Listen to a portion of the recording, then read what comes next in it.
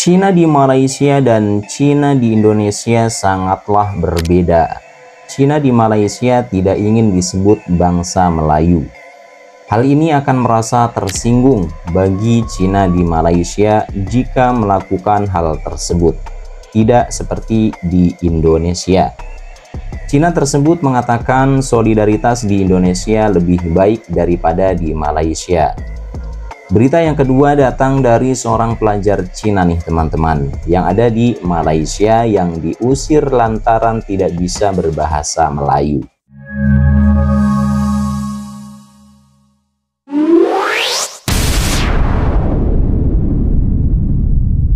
Tidakkah seorang guru yang didakwa menyuruh pelajarnya pulang ke China kerana kurang fasih berbahasa Melayu sedang disiasat Kementerian Pendidikan? Menteri Pendidikan Fadil Siddiq berkata, perkara berkenaan diteliti KPM secara mendalam di samping siasatan yang dijalankan oleh pihak polis. Beliau menegaskan Kementerian Pendidikan tidak berkompromi dalam soal perkauman yang berlaku di sekolah dan melibatkan guru mahupun pelajar atau mana-mana pegawai. Berhubung kes ini, siasatan sudah berlangsung dan tidak akan dilakukan berdasarkan kepada hasil siasatan.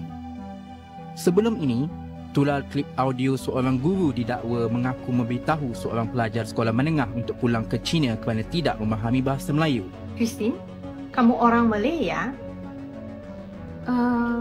Bukan. Christine Chinese Malaysia. Christine sering banget ditanya gini. Di Malaysia ada 3 ras, yaitu Malay, Indian, dan Chinese. Bukan semua orang bisa dipanggil orang Malay.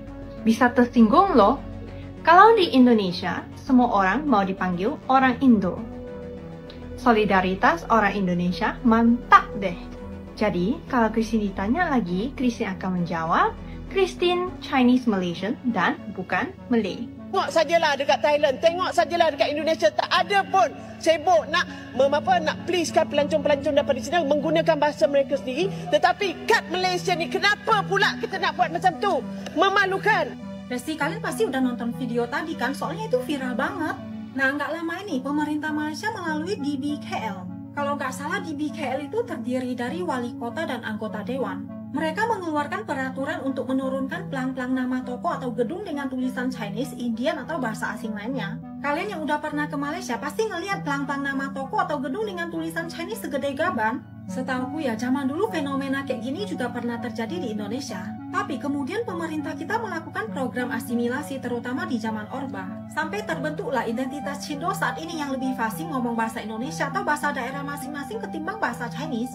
Anehnya banyak netizen Indonesia yang bawa-bawa Cindo dalam masalah ini. Katanya di Indonesia udah mulai kayak gitu juga. Kayak gimana sih maksudnya?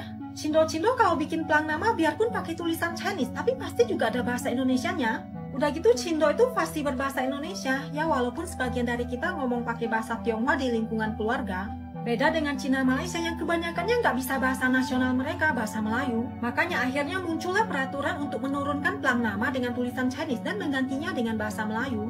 Kalau pendapat kalian gimana guys? Pasal Chinese Malaysia, I ada cerita. Hari tu I pergi Penang. Lepas tu, tadi sampai dekat Fort Ferry tu, I nampak ada satu family Chinese. So, dalam mindset I, bila ada Chinese dekat Malaysia, diorang mesti cakap Mandarin kan? Lepas tu, time diorang cakap tu, diorang cakap macam ni. Jadi, I nampak dekat mananya? Mungkin, mula-mula tu terdengar macam Mandarin lah. Tapi, kenapa macam I tahu tu bahasa apa Bila I dengar balik, diorang cakap, dulu ia balik ke mananya. Diorang cakap bahasa Sunda. I macam kejut. Sepatutnya benda ni biasa je. Tapi kalau dekat Indonesia lah, kalau dekat Penang tiba-tiba macam pelik. Oh, rupanya dia orang Indonesia, dia orang Chinese Indonesia yang tengah bercuti dekat Malaysia. Lepas tu, dia orang cakap Sunda. So, I sekarang kalau tengok ada Chinese ni, I mesti dengar dia orang cakap apa ni. Bahasa Sunda ke bahasa Mandarin? Aku monggone kon sarang gue aja. Makmur, mana?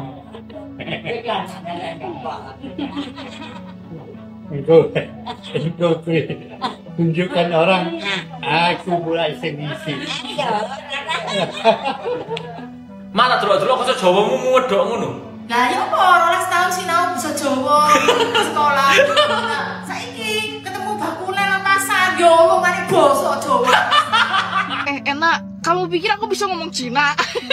Aing mah lancar nyari bahasa Sunda. Ngomong Cina mah tuh bisa. Nih ya, aku tuh pernah les bahasa Mandarin. Enggak naik 7 kali. 7 kali, cok. Sampai guru les Mandarin aku ya, enggak suka pisan jeung aku teh. Ini atuh asa hayang ngasih ieu komen muka Cina kok bisa ngomong Sunda ieu. Produk Cianjur. Produk Cianjur Sunda bener teu, Mang? Muhun aa punten ieu mah. Ya samaruknya ya, samaruk nu Cina-Cina kieu. Kamana-mana kudu ngomong pakai bahasa Cina. Samaruk sia kudu make bahasa Cina nya, sok ngomong Cina. Biasa aing mah biasa di Sunda ngomong. Teu bisa sieun ge. Enggak sih Sunda mah atuh ieu meuni kudu naon meuni kudu hewir ieu muka kitu cenah. Ari ngomong Sunda terus kunaon kitu kumaha jo merenya hojo. Teuing terus. Lucu lihat Cindo ngomong pakai bahasa Jawa. Kasih yang. Lah kon berharap kene cangkeman gawe basa apa? Basa Madura. Ra iso aku. Lah ya apa? Wong kene cas brojol sampe gerang ngene urip nang Surabaya. Ya ngomongnya apa? Ya gawe basa Jawa. Cindo Medan, ya pasti gawe basa Medan. Cindo Kalimantan, ya pasti pakai basa Kalimantan. Lah aku Cindo Surabaya, ya pakai basa Surabaya lah. Siang. Tapi kok koncoku Cindo Banyuwangi ambek Cindo Jember ngomongnya basa Madura yo. Ya iku agak lain, Beb. Intine, jok ngemil gapura nang kampungmu, guys. Bahasa Melayu ni adalah bahasa yang paling tak berguna sekali. Itu sebab banyak orang Cina ni mereka tak pandai cakap bahasa Melayu. Ini adalah satu kenyataan ke tak? Nak tahu? Tonton video ni sampai ujung. Dalam masyarakat Chinese ni kan, kebanyakan ibu bapa hanya ataupun nak anak mereka jadikan anak yang mereka suka sahaja. Apakah maksud ayat ni? Okey, contoh, sekarang ni ibu bapa tu minat matematik dan ibu bapa tu rasa matematik tu penting sangat. Itu sebab ibu bapa tu akan fokus anak mereka kepada matematik subjek. Manakala kalau katakan ibu bapa tu rasa bahasa Inggeris tu sangat penting, suatu hari nak hantar anak mereka pergi study dekat UK, itu sebab ibu bapa tu akan fokus anak mereka kepada subjek bahasa Inggeris saja, tapi bukan bahasa Chinese dengan bahasa Melayu. Okey, so inilah satu realiti dan kenyataan yang tengah berlaku dalam masyarakat Chinese. Itu sebab banyak orang Cina ni mereka tak pandai cakap bahasa Melayu. Bukan salah mereka, kebanyakan masa adalah salah daripada ibu bapa mereka sendiri. Dan yang ni kan pasal orang bahasa Melayu ni, kenapa banyak orang Cina ni tak pandai juga nak cakap, sebenarnya ada satu lagi sebab, iaitu environment. Okey, sebab bukan semua orang Cina ni ada chances untuk bergaul dengan orang agama lain. Contohnya orang India, orang Melayu. Okey, kalau kita nak belajar bahasa daripada bangsa lain, the best method, cara yang paling baik sekali adalah kita kena banyak bergaul, kena banyak bercakap dengan bangsa lain. Sebab ini adalah salah satu saluran untuk kita belajar bahasa dan kita boleh latih kita punya cara pertuturan dalam. Kalau saya ada kuasa, saya akan kata anda tidak mampu berbahasa Melayu, sebenarnya anda tidak layak menjadi warga negara. Saya beri tempoh percubaan selama 6 bulan. Sila cuba fasih bahasa Melayu. Jika tidak, warga negara anda akan dilucutkan sebenarnya. Bila kata memartabatkan bahasa kebangsaan, bukanlah kita kata jangan bercakap bahasa Inggeris, jangan bercakap bahasa Tamil, jangan bercakap bahasa Cina. Tapi lihatlah kepada kesesuaian, lihatlah pada konteksnya, lihatlah pada tempatnya. Itu sangat penting. Kita tidak boleh berbahasa Inggeris dalam urusan rasmi. Kita tidak boleh berbahasa Inggeris apabila kita dalam konteks bahasa kebangsaan. Itu akan menjejaskan kedudukan bahasa.